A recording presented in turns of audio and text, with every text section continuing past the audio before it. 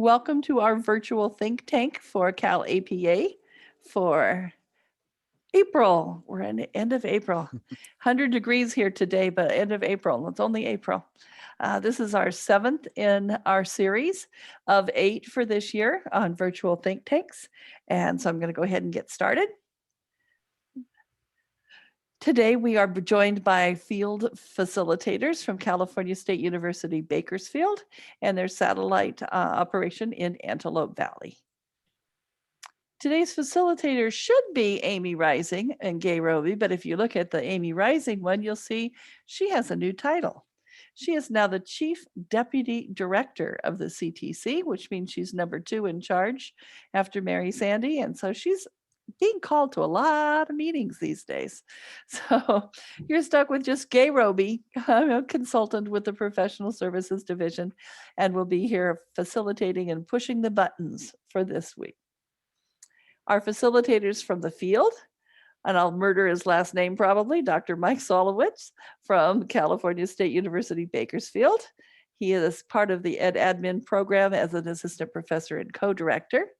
And then Dr. Beverley Martin, who is from California State University, Bakersfield, but in the field and works out of the Antelope Valley site there. And she is a field experience supervisor working at Ocotillo Elementary School and is a principal. Would we thank you for your time today, Beverley? You're welcome. Little bit of, and I mean small bit of announcements that we only have 2 submission and reporting dates coming up in this year. May 20th is coming up with a June 10th results and June 17th with a July 8 results. We have added an additional submission date on here, so there will be one in July. It has not yet been posted, I don't think, Mary, but I will get it out to the field as soon as possible. Yeah, it will be posted in early May day, but the submission date will be July 8th and the reporting date is July 29th. What a great day. My birthday again. Okay, thank you very much, Mary. We have one more virtual think tank for year 3. It's going to be Friday, May the 26th, as always, from 1 to 2 p.m. And this topic will be what is acceptable support to provide candidates. And Joe Frescatore from San Diego County Office of Ed will be our field practitioner who is joining us and helping us facilitate that session as well. Just a reminder that the virtual think tanks are posted for later viewing or sharing if you have some colleague who would like to watch it as well. So our performance assessment has a listing and it's here. It's available to you. And if you need to, can't grab a hold of it via this presentation, drop me a line and I will send it to you. So at this point in time, I'm going to move it over to building relationships with site supervisors, CalAPA support through collaborative roles, Mike and Beverley. Hi, everybody. Welcome on this Friday afternoon. As Gay mentioned, it's pretty hot. I'm actually in Bakersfield, and yeah, we're approaching 100 degrees for the first time this year here. I'm sure not for the last. And as mentioned, I am an assistant professor and co-director. A thing about the co-director, there's only 2 full-time professors in our program, 2 tenure-track professors. And so we decided to share the executive functioning of the directorship. So it's literally co in the sense that it's shared, not co like an assistant director relationship. And that is actually working very, very well for us. So it's a pleasure to be here this afternoon. I'll let Dr. Martin introduce herself. And I'm Dr. Beverley Martin. I'm up here in the high desert where the temperature is cool, probably 100 today. It's really, really hot. So no pun intended. I'm a field experience supervisor in the program, as well as a principal at a public school. So that's why you have the beautiful beach behind you. The beautiful beach helps you cool off from 101. Yeah, that's my make-believe where I would love to be right now this Friday afternoon. Awesome. So we said we weren't going to do this. There we go. I was about to say next slide. Next slide. We'll get into that. So again, thanks for joining us here. We're asked to talk a little bit about building relationships with site supervisors, the site mentors, to use our CSU Bakersfield terminology, which for most of our candidates are their principals. Most of our candidates are drawn from their current classroom teachers, and they're working with their principals at their own sites. We do have a few candidates who are already in like instructional coaching positions or other kind of low-level district positions, and we do make sure that they have access to a site, an actual school site per CalAPA requirements moving forward. So if we could go back to the guiding questions there, I think we jumped ahead. Yeah, there we go. Excellent. So I came from, let me talk just a little bit about my background here, because me and Dr. Martin have very different backgrounds. I came to CSUB 3 years ago, and I came straight out of the front office. I was an assistant principal and principal at 2 different high schools, comprehensive public high schools in the Southern Arizona area, actually, and came to California brand new and came to the university in this brand new role. And so I knew absolutely nobody, absolutely no one, and have to start from scratch essentially for building my relationships. And that experience really informs the rest of this presentation, at least from my perspective. Beverley has a different perspective that I'll let her talk to in just a moment. But as we go through this, I thought about several guiding questions. These are really the objectives, the learning objectives, if you will, for the presentation today. And so as I thought about my experience building relationships from scratch here in Bakersfield, I reflected on several kind of key takeaways that I like to put in the form of questions. So we're looking at the realities and readings that inform our roles. We're looking at mutual interests that inform our resolve. You may notice a trend in terms of words that start with R. That's intentional. I don't get out very often, and so I try to just make things align very well. So at any rate, and then also we'll talk a little bit about resources that Beverley and I have developed and implement in support of our site supervisors. I think some programs say site supervisors. I like that term, actually. We might change here at CSUB to that one. We use site mentors for the principals or the assistant superintendents in some cases who are serving in that function. All right, let's move on. And I am alum to the core. I did my credential, my master's, my doctorate through Cal State Bakersfield. I drank the Kool-Aid. I believe in what we do. And so I am now back in the program, just giving back a little bit of the knowledge that I learned coming through the program. So yeah, go runners. I am a runner to the core. All right, let's hit the, there we go, the realities. And Dr. Martin, I think you were going to speak to this one. Being a practicing principal, in addition to the field supervisor, do you get any sleep? Let's just start there. So this is my reality. As Mike said, I fit into both categories. So I do get it when I hear you say I'm busy. So I know it. Coming into the program to support our candidates, I know some principals have a little to no experience with CalAPA, and that's what we are here for, to help you with that.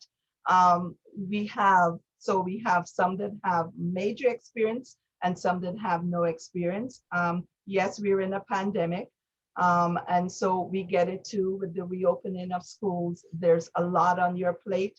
But as a site supervisor, it's not more added to your plate. Actually, it's a great way for you to grow as a principal. And I'll share that with you as we go through the slides. As a university supervisor, yes, I'm busy because in my day job, I'm grading, I'm trying to run my school. In the evening, I'm working with our candidates. I am doing grading papers. I'm being a mentor. The university serves over 50 districts, so we're spread out all over, and we encompass hundreds of square miles. I'm in the Antelope Valley. Mike is up in the Bakersfield area, and yes, as a university, we are dealing with a pandemic. When we came into the program, for those of you that are principals, we know in our masters, we did a thesis or we did a portfolio, or you may have taken a test. With our candidates right now, we're doing what is known as CalAPA. It's 3 cycles, and it embodies all the things that you have done to prepare and then some. So when we say we need your support, we do ask for your support, and I promise you it will be a growing experience for you as you have a hand in preparing the next generation of administrators. We in Bakersfield, and it's in our attempt to be kind of cool, hip, and trendy, or as my teenage sons would say, to not be normie. We've come up with hashtags, you know, that's so common on social media. So one of our hashtags is hashtag authentic learning, and another one is hashtag service learning. And so when I meet as a university supervisor, when I meet with principals in the field, I take these realities into account, and I think about what can the principal get out of this? You know, how can I make this a benefit to the principal? And I remember one meeting in particular. You could tell from the emails, you know, and setting up the meeting and everything. This was a meeting where the first one of the year went out to the school. You could see there's a little tension. There was some body language from the principal, like, golly, there's a lot going on. Do I need to do this too? But by the time I got through talking about some of the things that I'm about to share, I mean, she was actually relaxed, taking notes and coming up with ideas of how to put our candidate to work. So it was really, really fantastic from my perspective to see that change even in the course of just a few minutes, and that relationship start to build. So again, I arrived here in Bakersfield knowing nobody, brand new to the university, brand new to California. About the only thing that I was familiar with is I came from Tucson, Arizona, which, like Bakersfield, is hot and dusty. So I didn't have to adjust to a new climate, but everything else is brand new. And so as I'm thinking about how am I going to address working with people that I'm for the first time meeting in a new role that I'm occupying, and then also the CalAPA a few years ago, this is 3 years ago, is brand new. In fact, I still find most principals that I talk to don't know about the CalAPA. So that's another aspect that I kind of need to take on in terms of explaining what that is. So in the process of figuring all this out, I thought, well, there's got to be some literature out there related to school-university partnerships. So I should read some of it. I am a professor now. I've got time to actually read, so I should do that. So I did, and I found several articles referenced in front of you there. And I just want to point out a couple things from the screen here in terms of some common words. The first one that really stands out to me is mutual. This should be a mutual partnership. It doesn't need to be like a lifelong friendship, although if that happens, that's fine. This is really a mutual partnership. In other words, what can the principal gain from this? What can the principal contribute? What can I gain from this? What can I contribute? And what can the student or the candidate contribute to this and gain from this? So that identifying those mutual interests was really important. And then also you see the word benefits kind of appears there. And this is where I really developed that hashtag service learning and hashtag authentic learning that I talked about earlier, because in CSUB, we looked at the CalAPA. And those of you who've looked me up and looked at my research agenda might be a little bit surprised at what I'm about to say, but we really believe in the CalAPA. We think it's an authentic expression as much as possible of 3 core skills and 1 underlying value, you know, analyzing data, facilitating a community practice, and coaching a teacher for instructional improvement, with 1 underlying value of equity. And so we believe that if you can't do those 3 things with that equitable value, you really don't belong in the front office. So we believe in the CalAPA. And then through this process, especially like the coaching a community of practice, or co-facilitating a community of practice, if that project is done in an authentic and genuine manner, and if it's done well, the candidate will actually be advancing the principal's goals. In fact, the CalAPA requires that be aligned with the principal's vision, mission, and goals for the school. And so here's another helping hand who's taking on responsibility to actually advance the principal's job for them. And in the end, if it's done well, have a real positive impact on student well-being and or achievement in the school. And so that's kind of our mutual interest, is everybody's interested in seeing the students, the PK-12 students do better. And we're coming along and saying, we're offering essentially some extra work, a helping hand through the candidate. And we are, and then we're providing some additional support, you know, a little bit in the background there, but we're providing additional coaching and support for the background. What we need from you, basically as a principal, at the very least, is just open the school and let us, you know, do this. And so at a very bare minimum, you know, some of our relationships are there, because here's another reality. Not all of our principals are actually doing the things of the CalAPA. I do still meet principals who are like, you know, you can tell they don't analyze data, you know, or they're not facilitating community as a practice. They're running their schools differently. So in those cases, what I really need is just the freedom to operate. And once we express it in the terms of here's what you are getting for your school, I have yet to meet somebody who has been, who has not wanted that for their school. Okay, let's move on. So my hashtag for that is hashtag symbiotic relationship, hashtag mutualism, where both the candidate and the site administrator get to sharpen their own skills.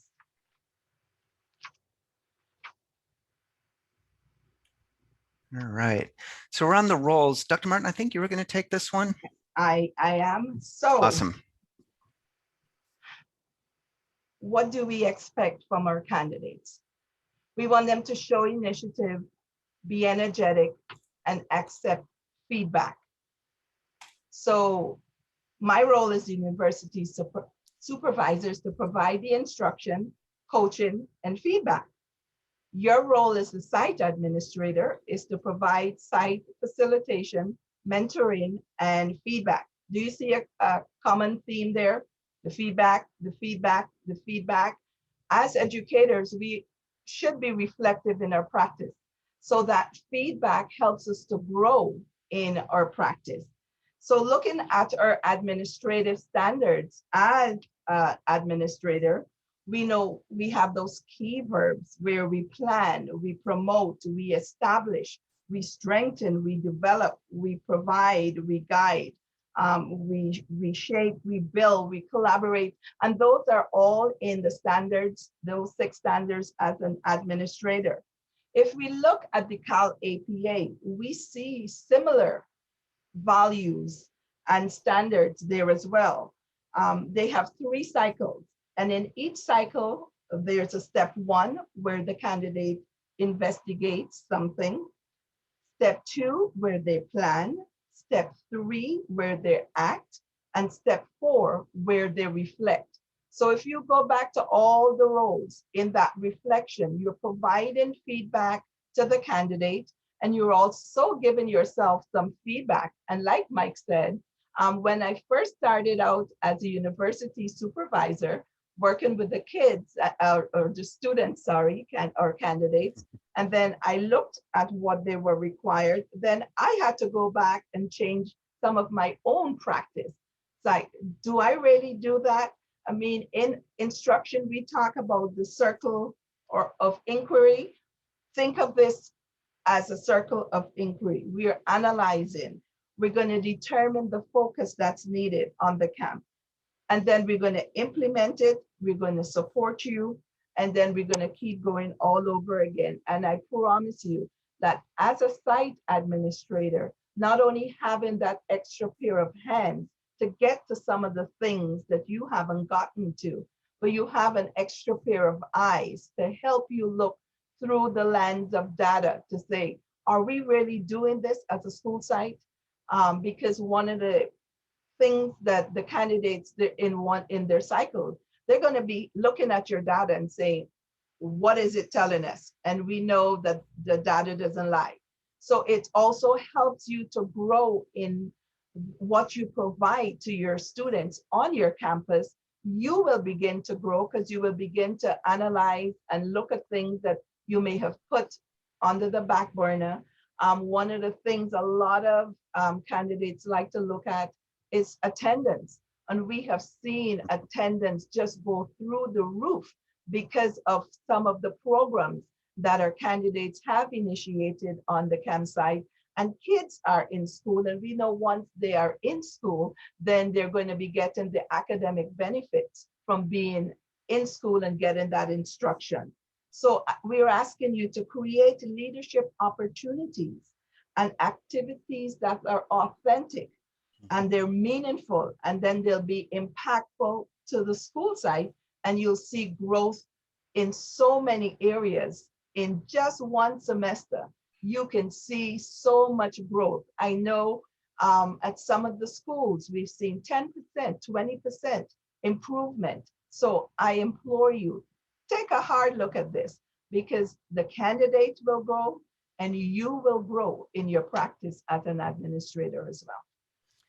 I want to jump in a little bit on the roles before we move on. As Beverly was speaking, I was reminded of an incident that came up. I think this was about 2 years ago. It was at the beginning of my second year. And I think it kind of illustrates the importance of having some clearly defined roles within this relationship that we've already defined as mutually beneficial, but now we're defining kind of some limits, some expectations, but also some limits to each role within that. And so the story is basically this, this issue of the equity in cycle one. There's the equity-based problem within the school. So I had a new principal. This is in a very small district, one of these 2 or 3 school districts that are very common in the Central Valley, kind of outlying in the farming communities out here. And the principal is brand new to her role.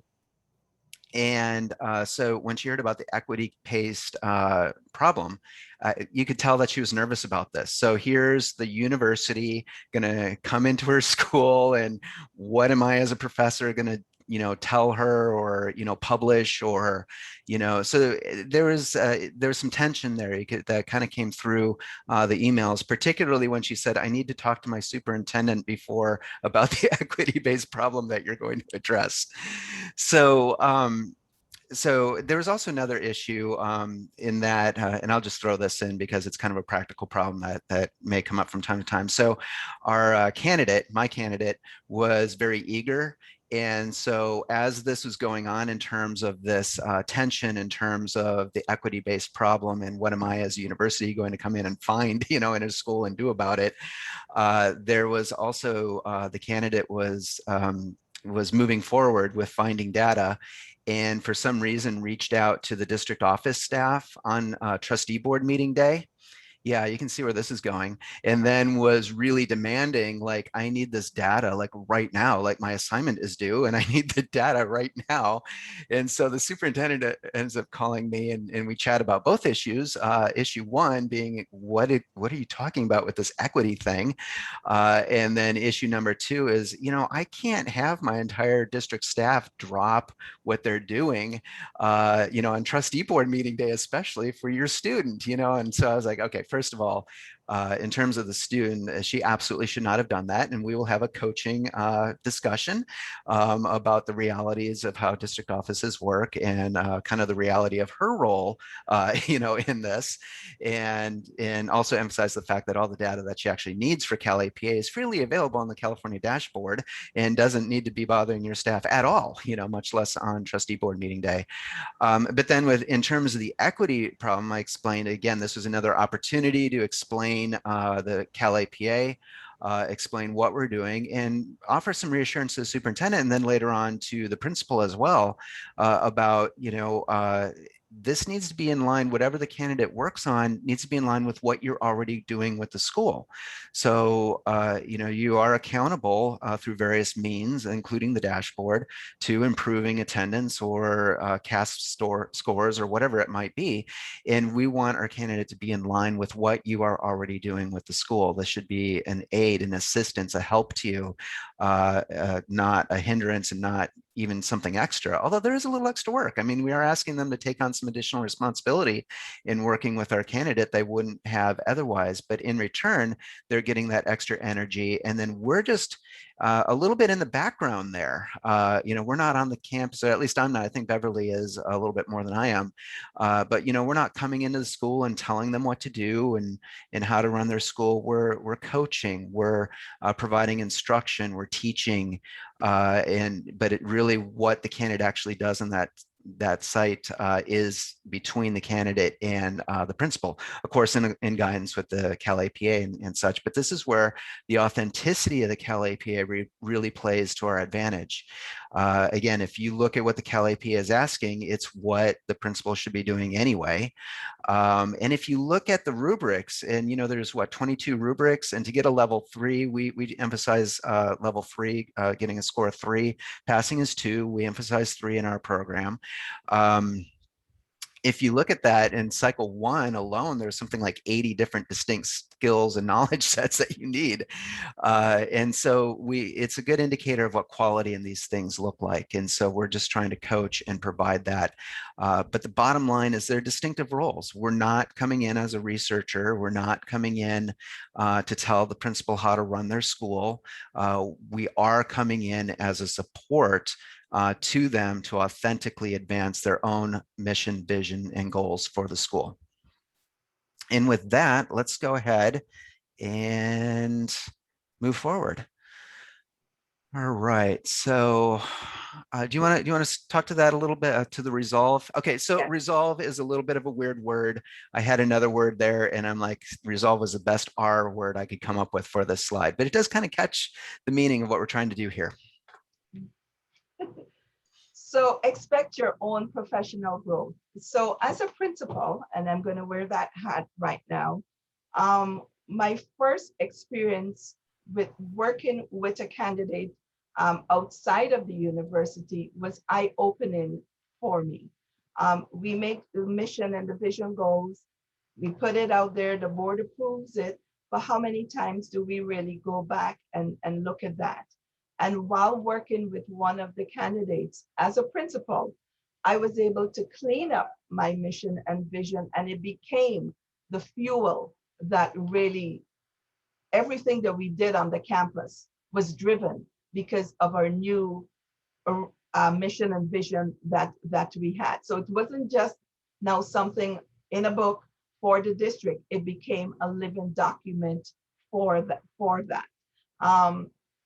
So expect your own professional growth as you work with our candidates, because you are preparing the next generation of administrators. So you are going to want to put your best foot forward.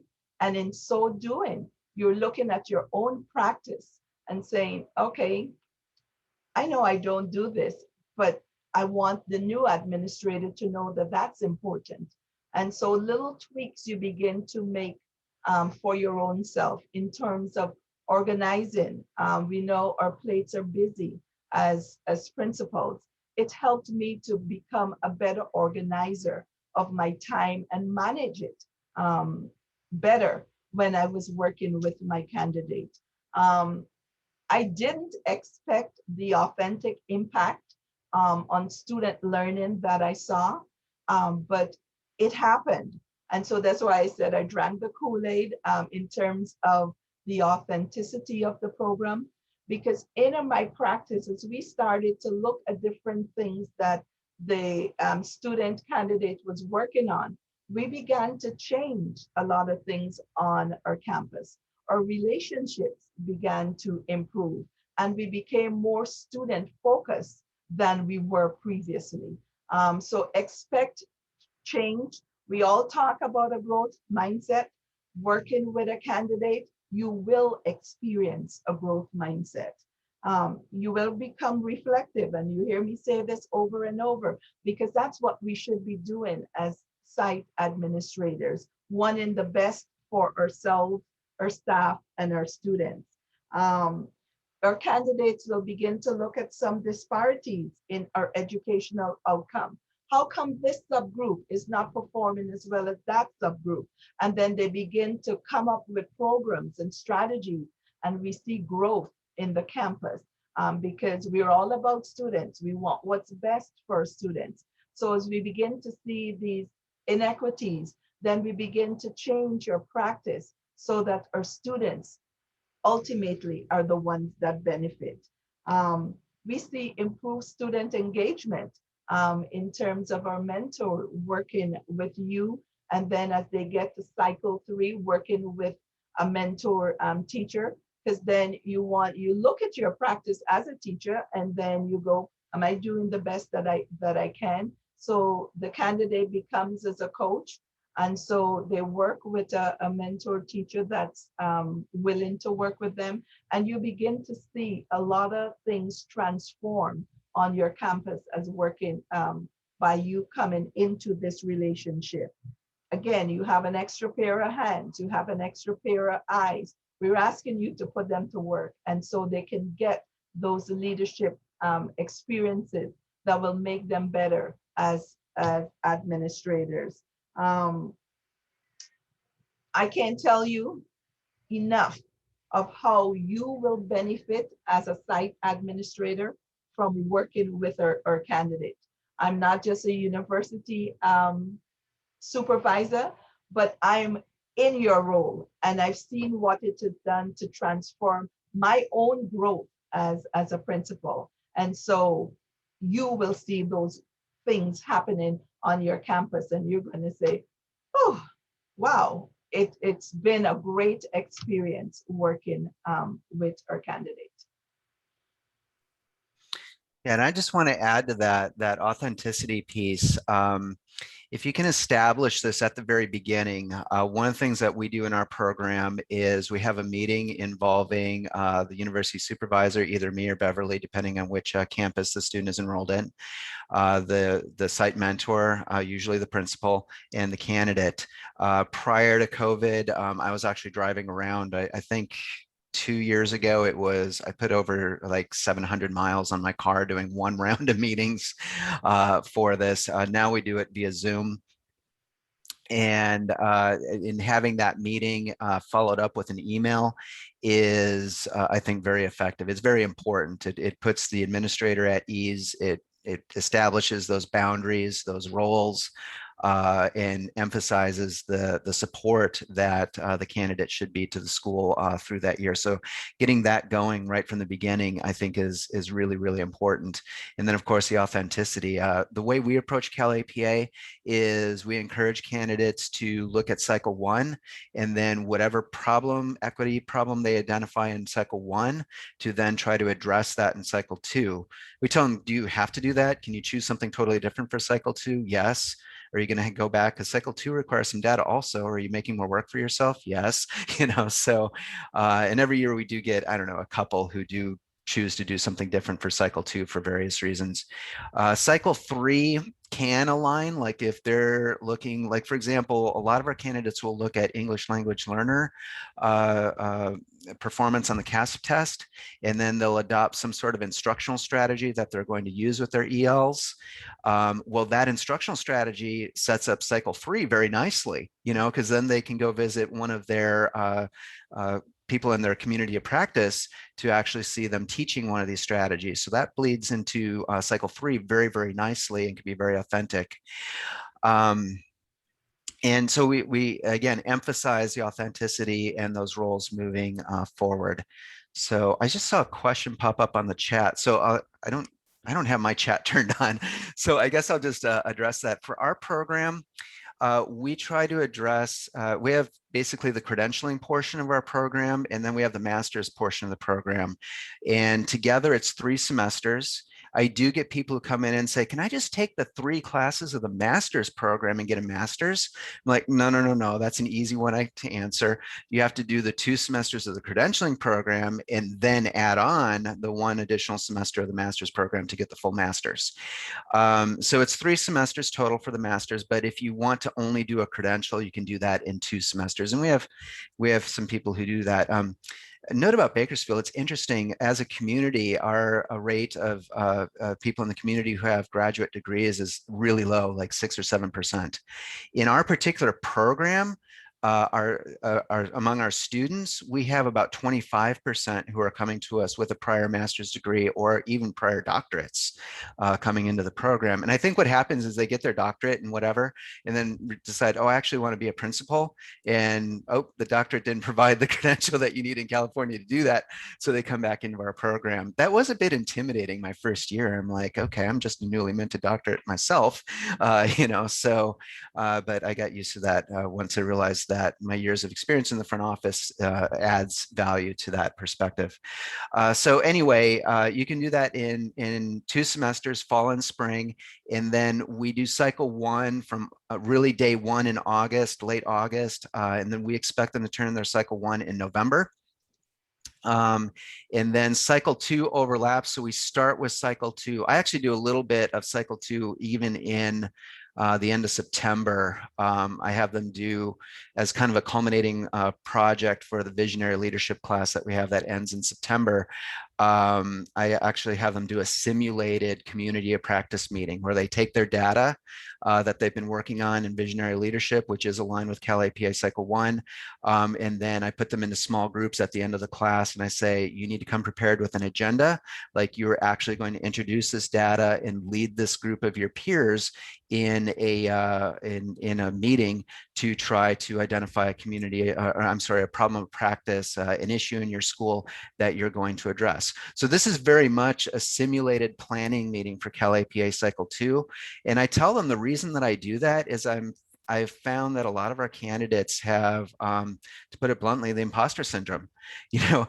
It's fine doing their program as long as they're meeting in class and as long as they're writing papers and I'm the only one who's going to read it, they're absolutely fine. But when they get to that cycle 2 and they actually have to be a leader with their colleagues and friends, a lot of them have a major mental block with that. That is a major challenge for them. So I've integrated this practice run, if you will, in class. And I do get questions like, so we're doing this in real life? I said, in November, you're going to do this in real life. Right now in September, you're just going to do it with the colleagues, the friends, your classmates here in class so you can have practice. And I've gotten so much positive feedback from them doing that. In terms of, yeah, you're right. This was really difficult to work step up as a leader, as a co-facilitator with a group of classmates. So that's one practical step that, I mentioned that we're providing instruction and support and coaching behind the scenes. That's a very concrete example of how we're doing that in our classwork and indirectly supporting the principal through that. So let's move on. I think this would be a great point to talk about some more resources. I've talked about one already, just an example of how we integrate this into the classwork. I also produced, me and my co-director, Dr. Aaron Wisman, we produce videos related to each cycle that we release at the beginning of each cycle. And we make these videos available to our candidates and to our site mentors, our site supervisors. Basically, I put them on YouTube and then make it and I know Gay is probably going, wait, CalAPA and YouTube, no, there's nothing, it's basically a description of an overview of what's involved in cycle 1. And we can highlight some major elements as well related to that. So like the video for cycle 2, we talk about you can't post this anywhere. You cannot post your video anywhere is a big no-no. So we'll emphasize that through this video. We also emphasize it through emails. I send routine emails to our site mentors. I CC the candidates on this. My goal is to send an email once every 5 weeks. The way our program is structured, there's kind of a natural transition about every 5 weeks. And that email will say like, okay, here's where we're at with the CalAPA. Here's what your candidate's been working on. Here are some ideas on how you can support the candidate, at this particular point in the program. And then I also talk about what's going on in the classwork, how the classwork is supporting the candidate. And we've got a couple other nuts and bolts that I throw in there as well. So those routine emails I think are really important. Honestly, I don't know how often they get read, but I do get responses every now and then, thank you, or a question, thanks for putting this back on my radar, that type of thing. Another thing that I've done, again, intentionally and being brand new to the area and wanting to build these relationships, is I've become involved in local area networks. Kern County Superintendent of Schools has a Principals Learning Network, and they've been very gracious in letting me attend that learning network as a networking opportunity. So I've gotten to know people there. The Antelope Valley Curriculum Articulation Council is a group of, it's mostly like assistant superintendents and director of curriculum types, so district office personnel, but influential. They're working directly with principals and even know candidates and such. And so I make the drive down to Antelope Valley. They meet from 8 to 10 every third Friday of the month. Pre-pandemic, I was getting up early and making the 2-hour, trek down to Antelope Valley and joining them for that. This is one of the areas where the pandemic is great because they're doing it on Zoom. So now I just get up, I roll out of bed and turn on the camera, and there we're good to go. Can save 4 hours of road time there. So that's really, really nice. We also have a separate system in our program called Live Text. Don't get me involved in my personal opinions about live text. I'm like, we have Canvas. Why do we have to have live text too? But at any rate, we have live text. And one of the advantages of live text is they can log their hours. We do require additional hours of kind of traditional job shadowing type stuff in addition to CalAPA, but we do let them do the field part of CalAPA. So if they're writing their templates up, that doesn't count, but the time they're actually facilitating their community of practice or collecting that qualitative data, where they're interviewing people for cycle 1, or time that they spend actually observing the teacher for the cycle 3, we allow them to count that towards their hours that we require in terms of their broader experience. And that all gets logged into live text. So the principals can go into live text and see what their candidates are doing. We do ask them to sign off on that. We also have developed 2 rubrics. One of them is a dispositions rubric. So at CSUB, we have some educator preparation program dispositions that we're looking for that I'm pretty sure are directly aligned with CTC requirements as well. Probably were stolen from the CTC now that I'm thinking about it, but we developed a rubric with that, and we provide that to our site mentors and say, we're looking for these dispositions in our candidates. So anything you can do to help develop that is helpful. And the rubric's pretty simple. I think there's 6 dispositions and there's like 3 levels, like growing, doing pretty well, expert, or that's not exactly what they are, but it's along those lines. And then we have a separate rubric for the CAPES. So all 6 CAPES, and then again, 3 levels of performance. And we have the site mentors and our candidates fill those out 3 times a year at the beginning of the program, in December, so midway, and then upcoming here in the final weeks, with the intent of showing growth over time. And it's also a nice way for the site mentors to, again, kind of have a sense of their roles. There's, here's some very specific criteria that we're looking for that they can help the candidates grow in a reflective sort of manner. And then we've got some other resources. If we can hit the next slide. There we go. And Beverly, were you going to talk to these ones, or am I still on? Yeah, no. So, well, we decided we'd probably go back and forth. So Mike already hit on a few of these. Constant contact information, email and cell phone. So keep your candidates in the know. Individual meetings schedule needed through the year. Like he said, this year was great. I didn't have to drive all over the Antelope Valley to meet with my site mentor, a Zoom link, and we were on a meeting. And again, the end of year reflection. How did you see the growth in the candidate? We are preparing leaders for tomorrow. And so think of this as the student teaching aspect of the master's program.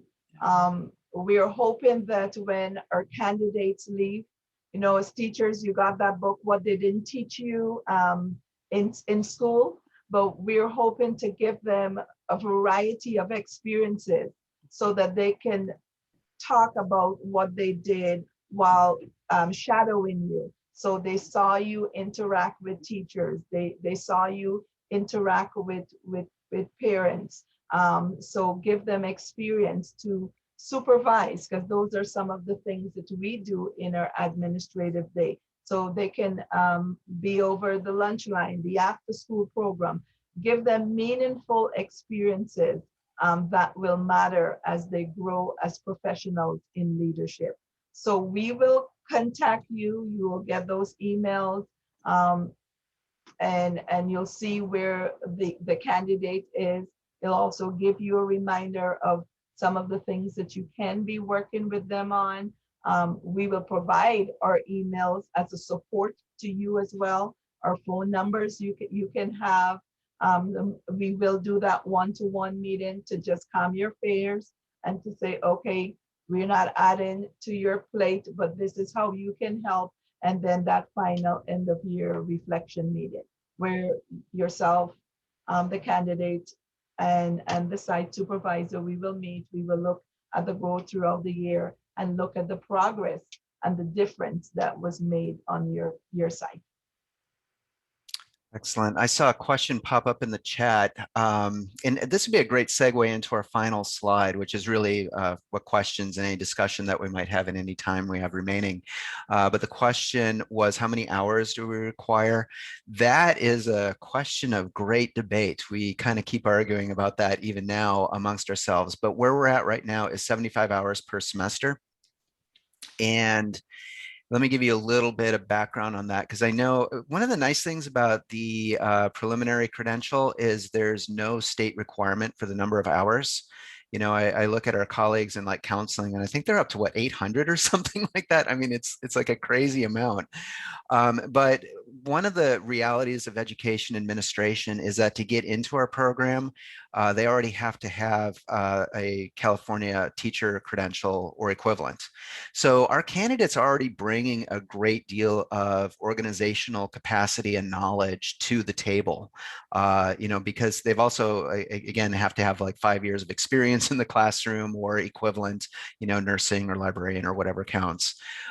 So we view our role as not creating organizational knowledge, but rather supplementing it, building upon it, developing it further. The other reality is that all of our candidates are active working professionals. You know, because of the requirements of the CalAPA, when we admit students, we think it's best if they do this at their own school. I mean, just in terms of time and such. So we're looking very carefully at, are they currently employed? Does their current principal support them in this? Which if they're not, I mean, you know, the principalship is a little bit like a club, you know, so if your own principal isn't going to support you in this, you know, what does that say? So anyway, we do kind of intentionally at our admission, at the admissions part of the process, look for some of these things that we are sure that they're in a situation where they can be supported in accomplishing this. So bottom line, we're looking at about 75 hours per semester, 150 hours across the whole year. Some of that can be accomplished with CalAPA. Some of that goes beyond the CalAPA to some more traditional job shadowing experiences. I will say this year, like what we want them to do, for example, is shadow an assistant principal doing a discipline issue. We ran into problems with that this year because nobody's getting in trouble, you know, like literally nobody's getting in trouble. So that incidentally was also a reason that we had one or two candidates who did suspension. They were looking at Black student suspension rates, which are inequitable here in the Bakersfield area. And they wanted to address that for cycle 2. And then they get to cycle 2 and they went, well, the data shows that students are getting suspended more, but right now nobody's getting suspended at all. So, you know, what should I do? And I'm like, well, you know, here's some ideas. And most of them ended up choosing something else for cycle 2. But anyway, I think that addresses that question. I see Gay turned her screen back on, which means I probably need to stop talking and turn it back over to her.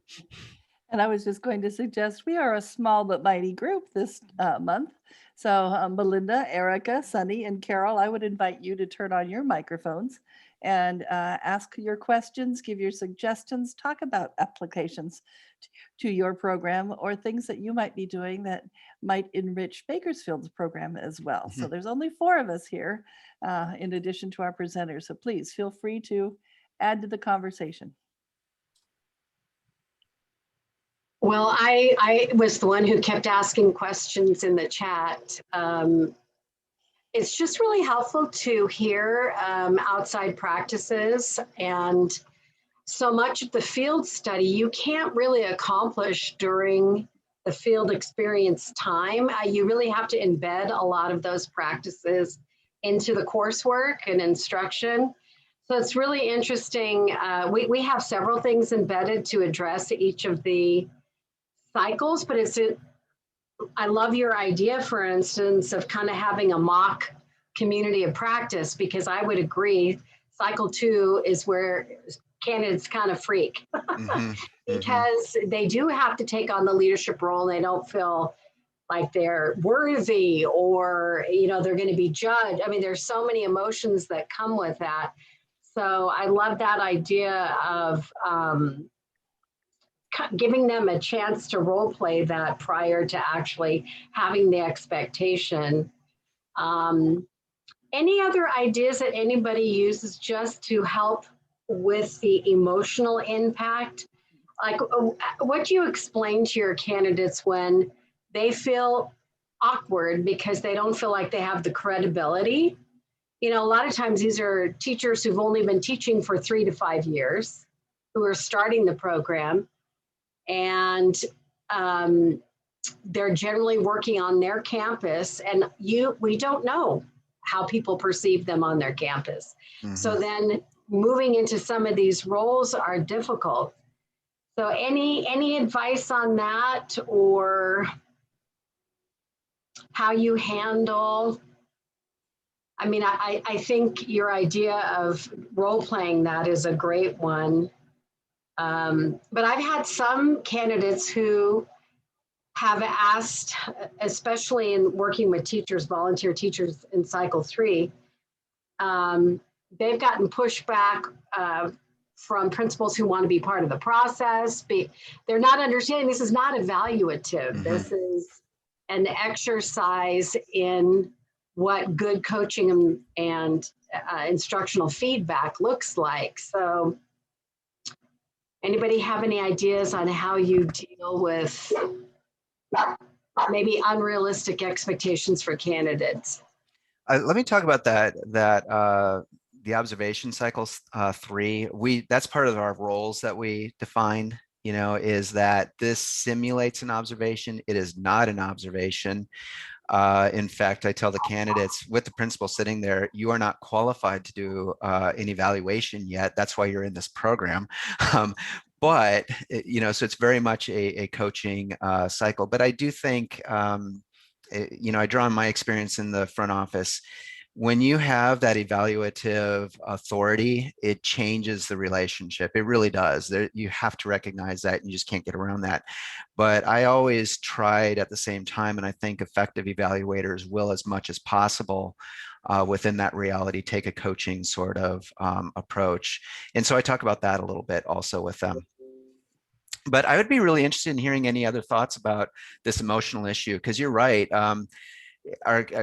When you admit a candidate to the program, I'm starting to see, I've been doing this long enough now that I'm starting to see some signs that are indicative down the road that there's going to be problems, you know, down the road. So I'm starting to pick up on some of those, but not everybody who gets into this program necessarily has the skill, support, you know, from their friends, the relationships, you know, they bring different capacities to it. And if anybody has any ideas for somebody who has a lower level of capacity on this, I'm all ears.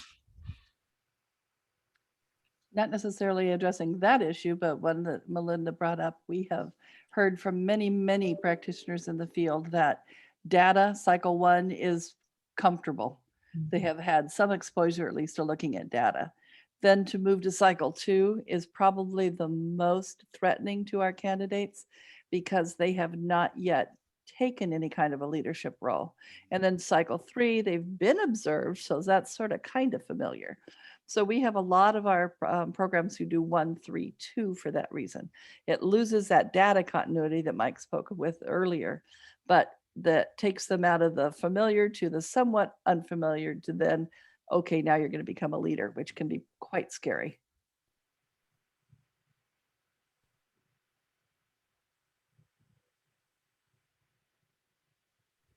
Oh, you, Yeah, there isn't really a reason why even if you did that sequence of 1, 3, 2, there isn't a reason they couldn't go back to, when they did get to cycle 2, go back to their original data information. So, That's very true. yeah. Mike, Yeah. there is another question that popped up in the chat. oh, that is a good one because we do have, in fact, I got a candidate right now who's in that capacity. So I remember we emailed Gay actually to get some clarification, and the CalAPA requires that the candidate do their cycle work with a school. So they cannot do their district level things. It has to be in a school site. So we went back to the candidate and their immediate sites, they're like mentor, if you will, was an assistant superintendent, but we worked it out because she was actually working in like several different school sites anyway, where she had a good relationship with one of the principals in that site. And so had access to one particular school site where she was able to do her cycle 1, 2, and 3 work. So, but it is something, again, at the point of admission, this is something that we're looking at. You know, we ask for their principal or immediate supervisor as one of our required letters of recommendation. That's key to me because I want to make sure that they've got the capacity, the state required and our program expectation to be able to be supported. So when I see like an assistant superintendent wrote that letter, then I make sure that I do some behind the scenes work. I talk to the candidate at the interview and make sure that they do have access to a school site that they can work at. This has not been a problem for us at this point. If they've got an assistant superintendent writing a letter of recommendation, having access to a school is probably not going to be an issue. Well, that brings us just about to the top of our hour. So I would thank all of you for your attendance. If you have any more questions, feel free to hang out, but I am going to stop the recording and I need to move away to a meeting, but Mary's going to take over as host and close it out in case there's you go over a little bit. So thank you all. Thank you, Gabe. Thank you, Thank Mike, you, and Gabe. Beverly, too, very much. Thank you, Beverly and Mike. Thank you for You're being here. Thanks for listening. Can I ask you one more question Mhm. about the field experience in particular? How do you handle grading?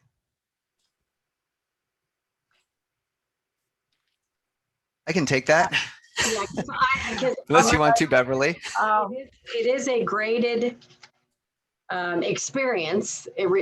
Grades are required, right? So Yeah, so a couple things on that. When I first came aboard, we had letter grades A, B, C, D, F, and then my department chair at the start of my second year, and I think the assistant dean as well said, you know what, you're like the only program out there that we're aware of where field experience is a graded class. It needs to be credit, no credit. So we switched to credit, no credit, which makes the grading a little easier. A little less high stakes in that respect. But here's the other piece. We've taken all 22 of the rubrics across the 3 cycles and we've embedded them into specific points of the program where they can get formative feedback. And then because of that, the approach that I've taken is very much a coaching approach. So I tell my candidates, the CalAPA is our common foe. It is our common enemy. We are in this together. So basically what I'm doing is saying, when you do these formative assessments to the CalAPA, I'm going to give you credit towards your grade in terms of, did you put forth a good faith effort, basically. Okay. But our common foe is still the CalAPA. If you're not authentically doing this, I'm not your enemy here. You know, the state assessor is your enemy. And so we have another process that we actually stole hook, line, and sinker from our teacher preparation program. You know, teachers have been doing CalTPA for a decade now, and they use a process called critical questions. So what we've done is we've taken, starting with the rubric level 3, we've taken each of those indicators in rubric level 3 and we've turned them into a question. Where did you write about 3 years of data? You know, can you show me where you, interviewed some, collected, whatever it might be. So just look through that level 3. So we got level 3 questions. We also have level 4 questions. We have level 5 questions. I don't do 1 and 2 because if it's so bad, then they'll just get the level 3 questions, right? So then when we provide feedback, we just use these questions, and it's really easy to copy and paste the questions into their formative feedback pieces. The other thing that I do, because there is this requirement, the acceptable support. In fact, apparently that's the next session a month from now is acceptable support. So you can't tell them what to write in their CalAPA. So we have to address that 2 ways. And this makes sense. It really does. Because you think about the 8th grade science fair where the kid built like their own nuclear reactor and wins the science fair, but their nuclear physicist mom is the one who actually built the reactor for them. Well, we don't want a CalAPA graduate school version of that. So the rule about acceptable support really makes sense, but it does tie our hands as an instructor in terms of the feedback. So what we've done in Bakersfield is the critical questions, because the CTC has said you can use the rubrics. Use the rubrics all you want. So we took them to heart. We're using the rubrics. They also said, ask questions. You can ask any question you want, hence critical questions. And then the other thing we do is our formative assessments are a step removed from the CalAPA itself. So if the CalAPA requires a 5-minute video of a community of practice meeting, I require a 10-minute video. So I can see, like, is the sound quality good? Like, can we hear them? We had a candidate, it was all females in our community of practice. This is last year before the pandemic. So the females are sitting at the table and she put the camera underneath the table. I'm like, change the location of the camera angle, please. So we can catch things like that. But then we can also provide these critical questions. But it's a step removed. We have them write journals, and the journal prompts are taken off the rubrics. So if you look at the rubrics, each rubric has, what is it, an essential question or something? Those are their journal prompts. And we say, okay, for your implementation meeting number 1, you have to upload a 10-minute video of your meeting. You have to upload the agenda for the meeting. You have to upload the minutes for the meeting, and you have to upload a work product from the meeting and a journal. And the journal is the reflective, I pick a rubric like 3.2 or no, that's not right, 2.3 or something like that, and address all elements of level 3 at a minimum for your journal. So again, you can see in terms of the minutes and the agenda, that's a completion. Do they have minutes? That's a point. Do they have an agenda? That's a point. Do they have work product? That's a point. Is their video 10 minutes, which is my requirement? Can I hear it? Is the audio good? 3 points. And then the critical questions come in on that reflection. So it's tightly aligned with the CalAPA, but it is a step or 2 removed from the actual CalAPA itself. So I'm not hopefully crossing that line. I'm still nervous talking about this anytime there's a Pearson or CTC rep. I'm like, is this going to be the time when they say, no, you're in violation? But they keep asking me back. So I guess it works. And Mary has put in the chat information regarding acceptable support as well. Mm-hmm. Yeah, there's information on the CTC exams website under the faculty policies research webpage. We also very intentionally share that with our students. I've got that built into like Canvas. We go over it at orientation. When we start doing the first graded work in the fall, I go over it again. I said, because what the students want, the thing with the critical questions is they're critical questions, I'm like, if you're looking for a lot of warm and fuzziness from me on this, you're not going to get it. But on the other hand, we're preparing you to have the keys to a school. If you're expecting all of your stakeholders to treat you in warm and fuzzy manners, you're sorely mistaken. That's not going to happen. So you might as well start practicing now. The principal at my former school, who's the principal there now at Celrita in Southern Arizona, made a personal Facebook post the other day. He spoke in favor of masks at the Celrita Governing Board meeting just this week, and was literally accosted by parents leaving him, calling him a coward, other names, as I left the meeting. So again, not everybody's going to be, this whole critical question thing, I think, is pretty authentic towards, what they're going to face in the front office anyway. Thanks, Mike. Question about how are you supporting the executive order candidates, the ones who, does everyone complete and has everyone completed during the past year, during the year one, or do you have some that have gone on and are still working on completing? Is that a different level of support for them, or is it the same? We have not had anybody that we've had to invoke the executive order for yet. We do have some candidates for various reasons who might need a little additional time. So I can think of 3 in our program right now who may need like an incomplete for some of their work and work into the summer a little bit.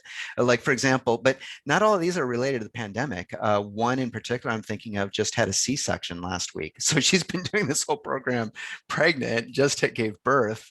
And I'm like, that's fine if we need to extend this into the summer.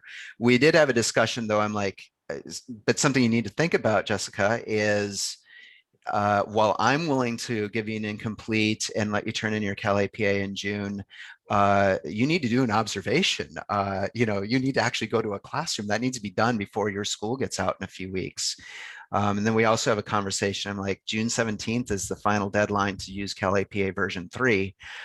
So you can wait till after June 17th, but I don't know how the rubrics or the templates are going to change. So I would highly encourage you to get that done before then. So I had one with a C-section. I have one who's just struggling. Actually, I have 2, one in Bakersfield and one in Antelope Valley, who's just flat out struggling. In fact, the Antelope Valley one, I'm not sure she's going to complete the program. The one in Bakersfield, I think, can do it, with an incomplete and a little extension in the summer, but we'll see. I'm having that come to Jesus meeting on Thursday. Yeah, I don't know. She says she wants to do it, but I don't, based on prior performance, I'm not seeing how that's going to happen. But this isn't executive order stuff. This isn't pandemic stuff. This is just individual kind of dispositions things, really. Yeah, so I was just wondering whether they're executive order or not, if they haven't, if they don't complete, then you said that they have an incomplete. Mm-hmm. And then are they provided with additional coaching or support? Yeah, officially by policy and per CTC requirement, they can, like if they failed the CalAPA or didn't do it or whatever, we do have a 1-unit CalAPA remedial class that they are required to take, because there's also a CTC requirement that they remain enrolled in a program. So you can't just like turn in the CalAPA 2 years from now. You have to be enrolled in a program when you turn in the CalAPA. So we created this 1-unit class that so far nobody's had to actually take, but they could take it. It does cost them, like, it's running through our extended universities, so it costs them like $100 extra or something. I think me as a professor might get like $20 or something for helping them out. But the idea is that they can stay enrolled in the program and, do additional support. And again, that would be more of a disposition thing. With the executive order thing, I think we would just, support them as part of, the ongoing sort of expectation. But so far, we haven't had anybody that's had to do that. So it's been a moot point for us. Thank you. I know with the pandemic, everybody's been doing online distance type learning. For the field study, are most everybody, we don't have many left, but are you staying online? Because these are working professionals. I mean, is that what your program looks like? Yes. In fact, the online, so we have our face-to-face classes, and then the field experience is, there was a whole bureaucratic nightmare I had to deal with as CSUB on this one. But our field experience is technically an independent study. And so we do go out to the school sites. Beverley, I think, goes a lot more than I do. I meet face-to-face if I can. I go out to the school sites and meet at the school site in the fall, and then again at the end of the program in the spring. And then I've started working in going meeting with just the candidate about October-ish. So right when they're starting that cycle 2, I go and meet with just the candidate. Are you okay? How are things going? All of that has been by Zoom. But then in terms of the formative assessments, that's all uploaded into Canvas now. So they film themselves doing the community of practice, for example, and there's 4 meetings we make them do, a minimum. There's that planning meeting, and then there's 3 implementation meetings, and there are specific video, journaling, and work product things that they need to turn in for each of those. And that's where we do our interaction, the feedback through the critical questions. And I have gotten, when they're doing a journal that's based on an essential question from the rubric, I've become a little more comfortable when I'm like, okay, it looks like you have an authentic meeting going on, but here's some critical questions for further growth and success in the CalAPA. So do you see any parts of the actual video that they eventually submit to CalAPA? For example, is if the 10 minutes that they're submitting, they can still extract the 5 minutes or the 3 minutes or what have you from those videos as well? Or do they need to be a totally different video? They can extract their 5 minutes from those videos, but I'm not telling them which 5 minutes to extract. Okay. It's their project. And by keeping at 10 minutes, that's an intentional move on my part to, again, distance myself from the CalAPA. So I'm not telling them what to submit. You can, if you want to use 5 minutes of the 10 minutes that you turn in for me, great. That's fine. But I'm not telling you what to submit. That's your choice. And it's your choice as to which of the 10 minutes that most of these meetings are lasting, 30 to 45 minutes. And I'm only asking for a 10-minute clip. So they might turn in something totally different. Now, that being said, we do have some assignments in some of the classes where they are filling out CalAPA templates, and those are strictly critical questions. Any feedback on that is strictly critical question. I do offer if they want me to review, and this is in the program like support, so if you look at the CTC's requirements, looking at their CalAPA submission and reviewing it is something you can do, but that's going to be strictly critical questions. Most of our candidates don't ask us to review their final submission before they turn it in. One other thing that we do provide is we do peer review meetings. So we have program submission dates, I think it's like November 18th or something for cycle 1. So a week or 2 prior to that date, we have a peer review meeting. So we bring all the candidates together and we put them into groups of 3, and we say, come to this meeting with a couple questions of your own. What feedback do you want from your colleagues, from your classmates on your upcoming submission? And then they review each other's submissions and give each other feedback. And the neat thing about that is they're not under any of the limitations that we are, so they can tell each other whatever they want, in terms of that. Of course, they don't exactly have the expertise, but the fact that they're working on this together and giving each other feedback, how do you learn something? By teaching it. So they get that element of support embedded in the program as well. That's embedded, but it's a separate meeting. It's usually on a Thursday, and it's a separate outside of classroom meeting that we make them come to. Okay. Yeah, ours is similar. Thank you. So extraction is not the same thing as editing.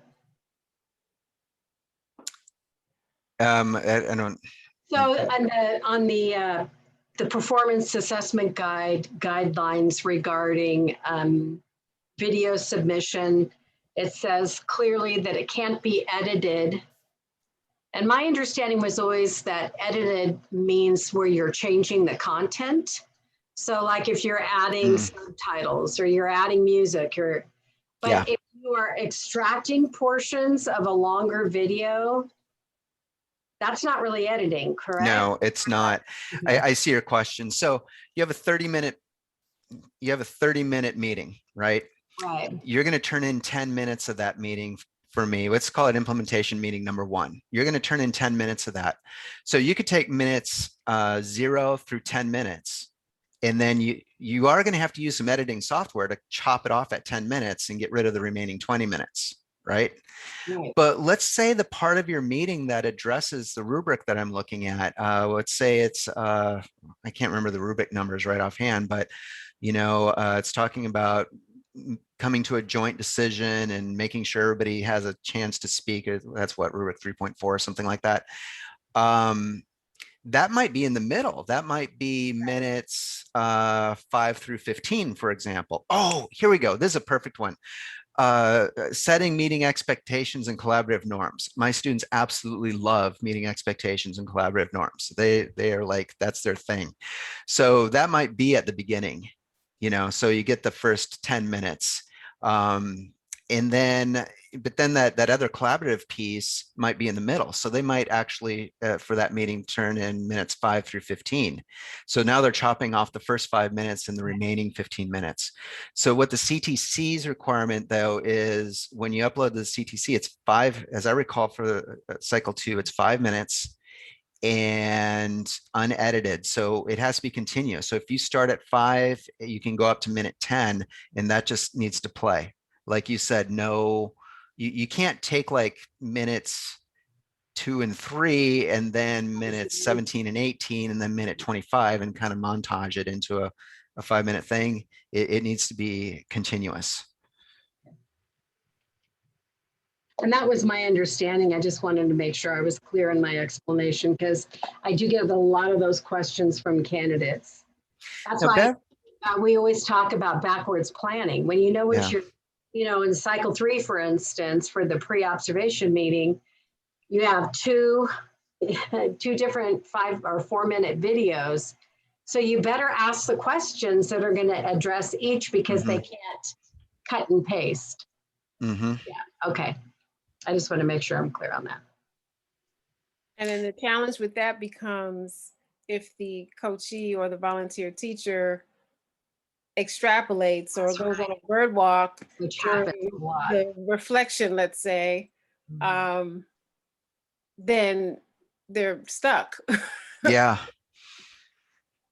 There is I'm not sure if any of my candidates have actually done this, but they seem to have this idea that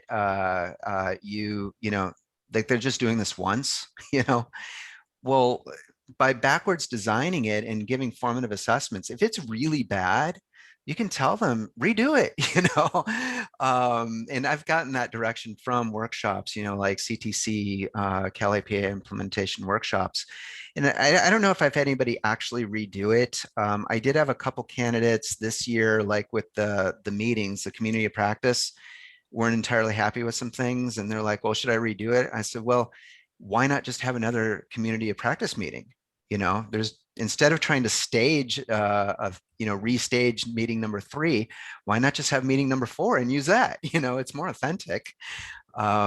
They don't really want to do extra work. They don't like that idea, but that is an option out on the table, Yeah, some of them have had to not go back and redo it, but use a subsequent meeting Mm-hmm.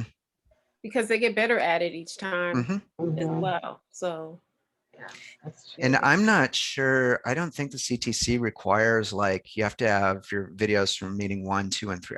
I think if what you want to demonstrate to the CTC is all in meeting 3, then just use meeting 3, So, and I tell them that part of the reason that we're requiring these meetings is the CTC does require 3 meetings, or 4, including the planning meeting, but you're also getting a lot of footage. You're only uploading 10 or 15 minutes to the CTC.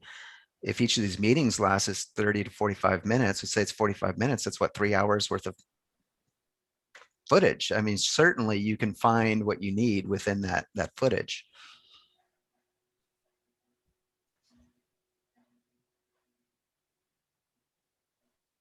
okay.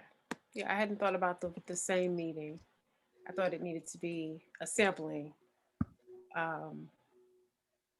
So that's good. Good to know. Well, thank you very much. That was very helpful for me. Mhm. Awesome. It Very really much. was. So I do appreciate it.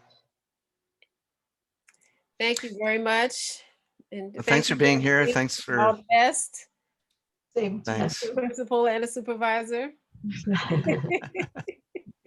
Thank you Okay. very much, Mike and Beverly. This was a great discussion. So Yeah, we appreciate very it. helpful, very helpful. Thanks Okay, again for the thanks so opportunity. much. All right. Go See ahead. ya. Everyone, have a good Friday. Bye-bye. Bye. Bye. Okay.